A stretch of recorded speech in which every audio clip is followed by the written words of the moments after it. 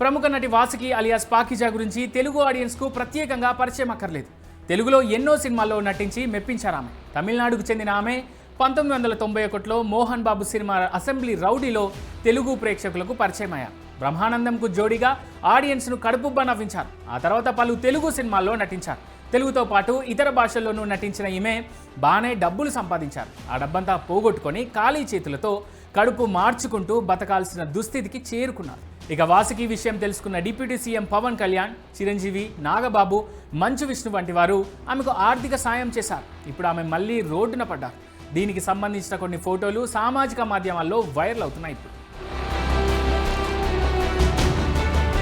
Doctor BR Ambedkar Konaseema జిల్లా ఆత్రేయపురం మండలం బొబ్బర్లంకలోని Srirama old age home నిర్వాహకుడు జెల్లి కేశవరావు నటి పాకిజాకు ఆశ్రయం కల్పించారు. ఈ సందర్భంగా మాట్లాడిన ఆమె తన పర్సనల్ అండ్ ప్రొఫెషనల్ లైఫ్ గురించి పలు ఆసక్తికర విషయాలను పంచుకున్నారు. ఇంతకీ పాకిజా ఏం చెప్పారంటే, నన్ను సినిమా ఇండస్ట్రీకి పరిచయం చేసిన గురువు మోహన్ బాబు కుటుంబ రుణం ఎప్పటికీ తీర్చుకోలేనిది.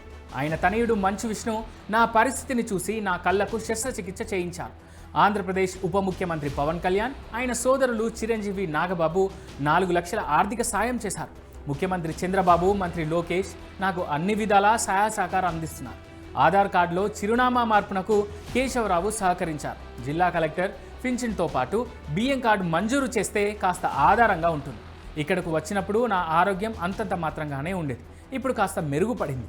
తెలుగు ప్రేక్షకుల ఆదరణ, ఆప్యాయతలు మరవలేని అని వాసుకి ఎమోషనల్గా మాట్లాడారు ఆ వీడియోలో.